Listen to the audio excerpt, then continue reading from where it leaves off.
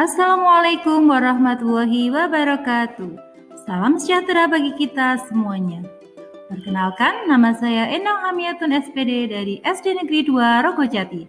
Berikut saya akan memberikan tips untuk kreativitas dan inovatif, bagaimana membantu peserta didik agar melatih berpikir kreatif di kelas. Berikut ini akan saya paparkan. Berpikir divergen dan konvergen. Kreativitas adalah proses berpindah-pindah dari berpikir divergen dan konvergen. Ada saat yang tepat untuk berpikir divergen. Ada juga saat yang tepat untuk berpikir konvergen. Contohnya adalah praktek berpikir divergen atau brainstorming. Contoh praktik berpikir konvergen adalah seleksi gagasan. Jika tahap berpikir divergen diganggu konvergen dan sebaliknya, proses kreativitas menjadi terhambat. Oleh karena itu, supaya ide dapat betul-betul bermanfaat, baik kemampuan berpikir divergen maupun konvergen sangat perlu untuk dikembangkan. Gagasan baru bagi saya dan orang lain. Suatu gagasan atau produk disebut kreatif jika orisinal atau baru dan adalah solusi terhadap masalah tertentu. Materi ini berkaitan dengan aspek orisinal. Gagasan atau produk bisa saja baru bagi saya, pencipta, tapi sudah lazim di masyarakat.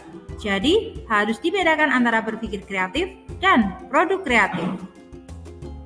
Berpikir kreatif berfokus pada menghasilkan gagasan orisinal, tidak menjiplak. Sementara produk kreatif baru mungkin melibatkan penilaian orang lain. Produk inovatif hanya terjadi jika seseorang sudah mampu berpikir kreatif.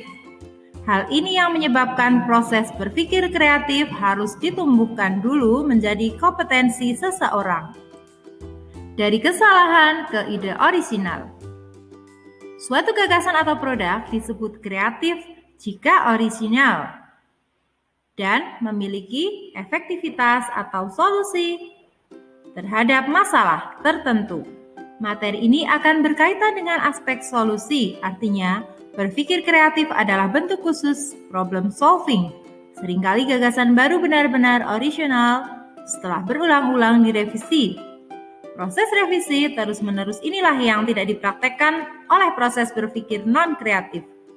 Hal ini sejalan dengan kata-kata Edison, munculnya ide sebetulnya hanya memegang 1% saja dari kreativitas, tapi 99% lainnya adalah kerja keras. Mengambil resiko. Gagasan kreatif seringkali keluar dari pemikiran dan tindakan yang sudah menjadi tradisi. Gagasan tersebut belum masih minim praktek. Bahkan mungkin belum ada beresiko, memiliki celah kesalahan, kerugian mungkin besar dan atau tidak terduga. Sebagai individu kreatif, seharusnya tidak terhambat oleh ketakutan terhadap resiko-resiko tersebut. Bukan karena ia tidak takut, tapi karena proses kreatif juga merupakan problem solving. Tepatnya, problem solving dalam kreativitas menempuh extra miles, artinya individu kreatif sudah mengkalkulasi risiko yang akan dihadapinya. Berikut ini saya akan membagikan tips membantu peserta didik agar melatih berpikir kreatif di kelas. Yang pertama adalah terbuka untuk ide baru. Open to new ideas. Cobalah untuk melihat sesuatu dari cara dan perspektif lain sehingga berpotensi memunculkan ide-ide baru dalam metode pembelajaran dan interaksi dengan siswa. Yang kedua adalah menciptakan suasana kelas yang nyaman.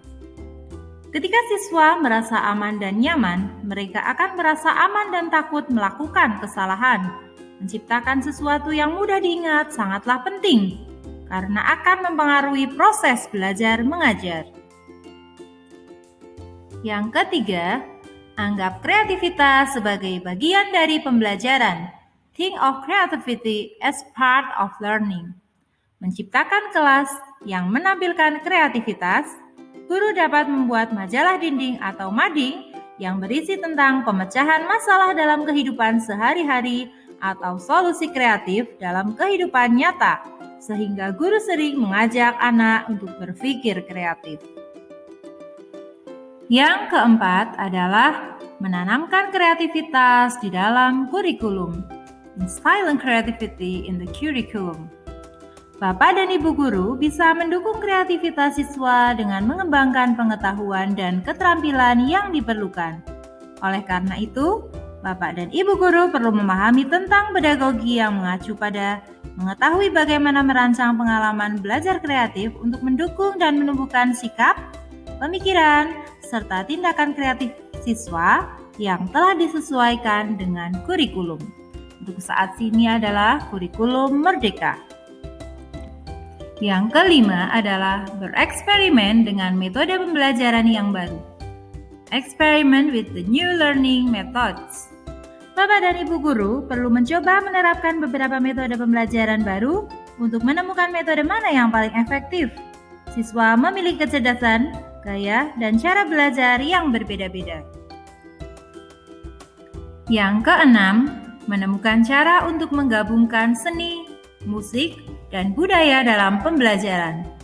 Find ways to incorporate arts, music, and culture into learning.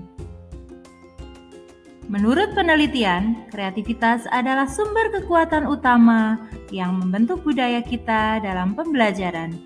Bapak Ibu guru bisa menggabungkan kreativitas seni dan budaya untuk menyampaikan seni dan memperkaya pengetahuan siswa akan budaya yang ada. Thank you. See you next time. Keep fighting and never give up. Teachers move Indonesia forward. Greetings and be happy. Wassalamualaikum warahmatullahi wabarakatuh.